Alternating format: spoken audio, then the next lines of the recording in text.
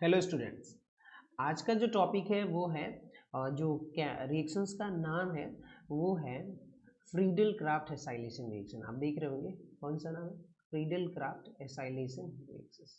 ये वैसे बहुत इंपॉर्टेंट रिएक्शन है। बहुत सारी पैरेलल या सीरीज ऑर्गेनिक की जो जेई मेंस वगैरह में क्वेश्चन आते हैं, जैसे कि सीरीज रिएक्शन आती है कि यहाँ से ए फॉर्म हुआ और ए से फिर बी फॉर्म हुआ और सी एंड फर्दर ये क्या हो गया, डी फॉर्म किया।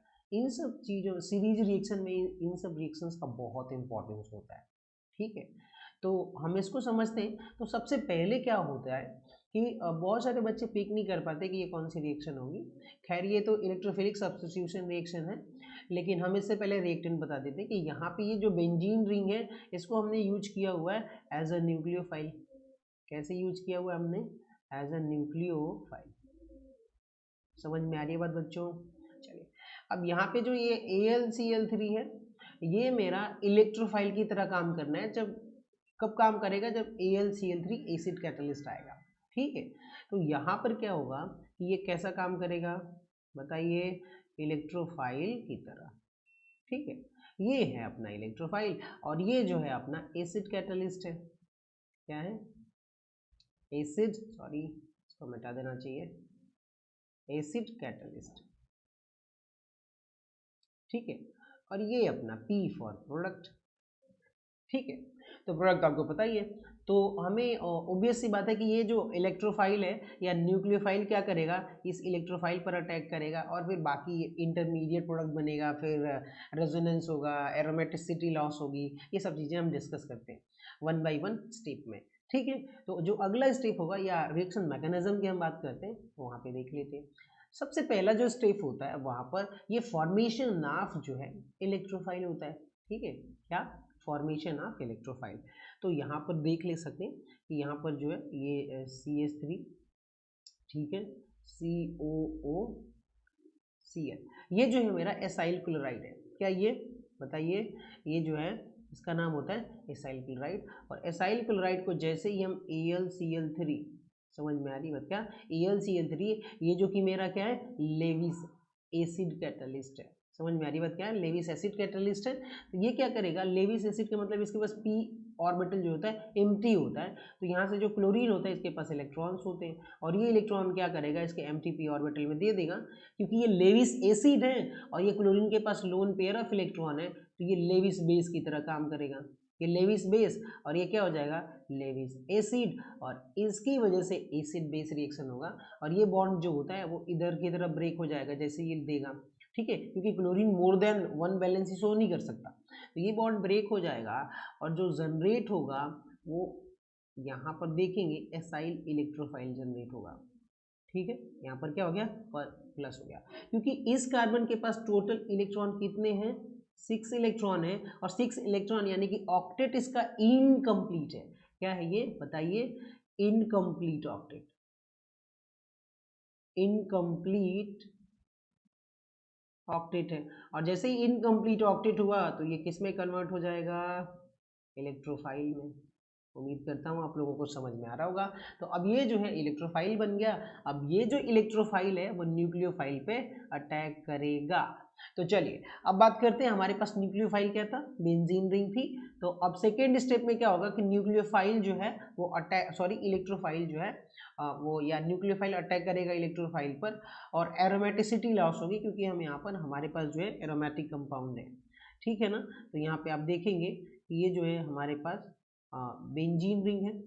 क्या ये बेंजीन रिंग, और इनके बेंजीन रिंग में ये जो पाई बॉन्ड होता है ये न्यूक्लियोफाइल की तरह काम करता है, क्योंकि ये आसानी से ब्रेक हो जाता है और पाई इलेक्ट्रॉन्स डोनेट कर सकता है। तो यहाँ पर क्या हो जाएगा, ये रहा CH3 CO प्लस। अब ये जो पाई बॉन्ड है ये न्यूक्लियोफाइल की तरह काम करता है, तो इस इलेक्ट्रोफाइल पर अटैक करेगा। समझ में आ रही है बात? यानी कि सिंपली ये जो अटैक मैं दिखा रहा हूँ ये बॉन्ड किधर ब्रेक हो रहा है, इस तरफ ब्रेक हो रहा है। तो यहाँ पे नेगेटिव आया और ये 2 लोन पेयर क्या कर देता है, इस कार्बन को दे देता है। ठीक है, तो अब अगला जो इसके साथ बॉन्ड फॉर्मेशन कर लेगा, क्या कर लेगा, बॉन्ड फॉर्मेशन करेगा। यहाँ पर कार्बोकैटायन जनरेट हो जाएगा और यहाँ पर ये डायरेक्टली इस ग्रुप से आकर के क्या हो जाएगा, अटैच हो जाएगा। ठीक है। और ये डबल बॉन्ड, ये डबल बॉन्ड। अब एक बात बताइए कि जो मेरा एरोमेटिक रिंग है ये क्या होगी मेरी, ये बहुत ज़्यादा स्टेबल होगी। समझ में आ रही है बात। और यहाँ पर क्या है, लॉस कर दिया एरोमेटिसिटी, हकल्स रूल फॉलो नहीं कर रहा, तो यहाँ पर ये क्या हुआ कि ये एरोमेटिसिटी जैसे ही लॉस हुई ये हाईली अनस्टेबल हो गया। क्या हो गया, हाईली अनस्टेबल। और जैसे ही हाईली अनस्टेबल हो जाएगा, इसका कहने का क्या मतलब हुआ कि अब ये दोबारा स्टेबिलिटी गेन करना चाहेगा। दोबारा ये क्या चाहेगा कि ये एरोमेटिक में चला जाए। कहाँ चला जाए, एरोमेटिक में। अब एरोमेटिक में जाने का मतलब क्या कि इसे दोबारा क्या करना पड़ेगा, 4n+2 जो है हकल्स रूल फॉलो करना पड़ेगा। तो वो क्या करेगा कि रीअरेंजमेंट करेगा स्टेबिलिटी गेन करने के लिए। तो यहाँ पर रेजोनेंस के थ्रू ये क्या करेगा, स्टेबलाइज करेगा। ठीक है। तो यहाँ पर जब हम बात करेंगे कि लास्ट जो स्टेप होता है, समझ में आ रही है बात, उसको कैसे हम स्टेबलाइज करेंगे। तो यहाँ पे क्या होगा, डीप्रोटोनेशन होगा और फिर वो एरोमेटिसिटी फॉर्म करेगा। देखिए, the deprotonation of intermediates leads to the reformation of the carbon-carbon double bond and restoring the aromaticity due to the compound। ठीक है, वो सब छोड़िए, ये सब आप पढ़ लीजिएगा। ठीक है। तो यहाँ पर क्या फॉर्म फंडा है कि अगर मान लीजिए कि जो मैंने अभी इलेक्ट्रोफाइल अटैक किया था, समझ में आ रही है बात, और क्या फॉर्म किया, कार्बोकैटायन, तो ये पॉजिटिव चार्ज और यहाँ पर जो है अपना एसाइल इलेक्ट्रोफाइल अटैच हो गया था। ठीक है ना। अब यहाँ पे आप देखेंगे कि एक जो डबल बॉन्ड था वो कहाँ था, यहाँ था, एक डबल बॉन्ड यहाँ था। ये मेरा इंटरमीडिएट प्रोडक्ट हो गया, अनस्टेबल इंटरमीडिएट। ठीक है ना, क्या हो गया, अनस्टेबल इंटरमीडिएट। ठीक है। अब यहाँ से क्या होगा, ये स्टेबल होना चाहेगा, एरोमेटिसिटी गेन करना चाहेगा, तो ये जो बॉन्ड होगा किधर ब्रेक होगा, इस तरफ ब्रेक होगा। यहाँ पे नेगेटिव चार्ज आएगा और यहाँ पर क्या आ जाएगा, पॉजिटिव चार्ज। क्योंकि अगर इस तरफ ब्रेक करते तो लाइक चार्ज पॉजिटिव पॉजिटिव में रिपल्सन होता और मेरा अनस्टेबल हो जाता मॉलिक्यूल्स। तो अब अगला जो रेजोनेटिंग स्ट्रक्चर बनेगा उस स्ट्रक्चर की बात कर लेते हैं। ये बताइए यहाँ पर क्या प्लस और ये माइनस मिलके डबल बॉन्ड बनाएंगे कि नहीं बनाएंगे, तो यहाँ पे डबल बॉन्ड आ गया और यहाँ पर पॉजिटिव चार्ज और ये डबल बॉन्ड यहाँ पे था ही और ये है मेरा रिमेनिंग मॉलिक्यूल्स। ठीक है। चलिए अब बात करते हैं आगे। तो एक और रेजोनेटिंग स्ट्रक्चर बनेगा और यहाँ पे ये देखिए कि यहाँ पे आप देख रहे हैं कि ये बॉन्ड फिर इधर ब्रेक होगा और यहाँ पर क्या आ जाएगा, पॉजिटिव चार्ज। ठीक है। और यहाँ से ये पॉजिटिव चार्ज आया तो क्या बन जाएगा, बताइए बच्चों, बताते रहिए। ये यहाँ पर और ये डबल बॉन्ड कहाँ शिफ्ट हो जाएगा, क्योंकि यहाँ पर नेगेटिव और इस पॉजिटिव में डबल बॉन्ड बनेगा, तो यहाँ पर ये डबल बॉन्ड हो जाएगा, यहाँ पर ये पॉजिटिव चार्ज और यहाँ पर ये क्या हो गया, रिमेनिंग एसाइल ग्रुप। ठीक है। क्या यहाँ पर एक हाइड्रोजन पहले से ही था कि नहीं, तो उसको थोड़ा एक्सटेंड करके लिख देते हैं, एक्सपेंड करके। अब बताइए यहाँ पे तो हो गया, अब यहाँ से डीप्रोटोनेशन हो जाए तो ये नेगेटिव और पॉजिटिव डबल बॉन्ड बना देंगे और डबल बॉन्ड बनाएंगे तो ये अपना एरोमेटिसिटी गेन कर लेगा। तो किसी ना किसी तरह से जो आखिरी स्टेप है उसी को बोलते हैं डीप्रोटोनेशन स्टेप, जिसमें एरोमेटिसिटी मॉलिक्यूल्स क्या करेगा, रीगेन कर लेगा और स्टेबलाइज हो जाएगा कंपाउंड। तो यहाँ पर आपने देखा होगा सबसे पहली स्लाइड जो हमने देखी थी, ये वाली स्लाइड, कि यहाँ पर कि जो ये फॉर्म कर रहा था और साथ में क्या बना रहा था, AlCl4 माइनस। ये क्या होगा, कॉन्जुगेट बेस, क्या होगा,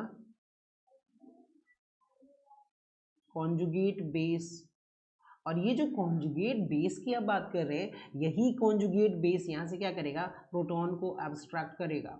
बात समझ में आ रही है। AlCl4 ये जो माइनस है, सॉरी माइनस जो है, ये क्या करेगा कि यहाँ से इसका अगर मैं एक्सपेंडेड स्ट्रक्चर बनाऊँ तो आपको और आसानी से समझ में आएगा। तो यहाँ पे जो ये Al है, ये Cl और ये Cl, ये भी Cl ही है और ये भी Cl है। ठीक है। यहाँ पे नेगेटिव चार्ज है। अब ये अनस्टेबल है, नेगेटिव चार्ज है मतलब अनस्टेबल है, ये न्यूट्रल तो होना चाहेगा ना। तो यहाँ पे क्या करेगा, ये कॉन्जुगेट बेस जो है एसिड को एब्स्ट्रैक्ट कर लेगा। तो यहाँ पे ये जो लोन पेयर ऑफ इलेक्ट्रॉन्स जो होते हैं ये क्या करेगा, इसको ऐसे करेगा और ये बॉन्ड क्या हो जाएगा, इधर ब्रेक हो जाएगा। तो यहाँ पे नेगेटिव और ये पॉजिटिव मिलकर क्या बना देंगे, डबल बॉन्ड। समझ में आ रही बात। और ये इधर की तरफ ब्रेक हो जाता है, HCl माइग्रेट हो जाता है। तो जो मेरा प्रोडक्ट बनता है वो क्या बनेगा, बताइए, यहाँ पर एक डबल बॉन्ड, यहाँ पर एक डबल बॉन्ड, और यहाँ पे निगेटिव था और ये पॉजिटिव मिलके डबल बॉन्ड बनाएंगे कि नहीं बनाएंगे? जैसे ही डबल बॉन्ड बनाएंगे ये एरोमेटिसिटी कैरेक्टर गेन कर लिया, क्या हो गया, ये एरोमेटिक हो गया और यहाँ पर जो है H फॉर्म कर गया, ठीक है, और ये मेरा बेंजल्डिहाइड बन गया। तो अब बताइए क्या एरोमेटिसिटी रीगेन कर लिया? बताइए, रीगेन कर लिया एरोमेटिक नेचर। जैसे ही एरोमेटिक नेचर ये रीगेन कर लिया, ये बहुत स्टेबल कंपाउंड हो गया और यही मेरा मोटो भी था। तो जो मेरा प्रोडक्ट बनेगा वो मेरा बनेगा बेंजल्डिहाइड। तो अगर आपको थोड़ा सा इसमें डिफरेंस क्या है, एसाइलेशन और एल्काइलेशन की बात कर लेते, तो वहाँ पर जो हमने अगर एसाइलेशन की अब बात करेंगे तो आपके पास CH3 या CH3 तो छोड़ दीजिए, मैं R की बात कर लेता हूँ, जनरल बात कर लेते हैं, RCOCl होगा या फिर RCl होगा। जो आप हैलाइड की बात करेंगे यहाँ पे कार्बोनिल के साथ है, एसाइल ग्रुप है, ये देखिए ये पूरा ग्रुप कौन सा हो जाएगा, एसाइल ग्रुप। क्या हो जाएगा, ये एसाइल ग्रुप हो जाएगा और ये क्या हो जाएगा, एल्काइल ग्रुप, क्योंकि यहाँ पे R अटैच्ड है, तो ये जो होगा एल्काइल ग्रुप हो जाएगा, ठीक है। अगर एल्काइल ग्रुप से अगर हेलोजन हटता है और इलेक्ट्रोफाइल यहाँ पर जो R प्लस जनरेट होगा ये अटैक करता है बेंजीन रिंग पे, तो हमें इसको एल्काइलेशन बोलेंगे। अगर एसाइल ग्रुप ये हट जाता है और यहाँ पर जो RCO प्लस जनरेट होता है इलेक्ट्रोफाइल और ये बेंजीन रिंग पे अटैक करता है, तो इसको बोल देंगे एसाइलेशन रिएक्शंस। समझ में आ रही है? अगर कोई भी कंफ्यूजन हो तो आप कमेंट सेक्शन में भेजिए, मैं उसको ज़रूर डेफिनेटली मैं कोशिश करूँगा कि दोबारा से क्लैरिफाई करो। So thank you.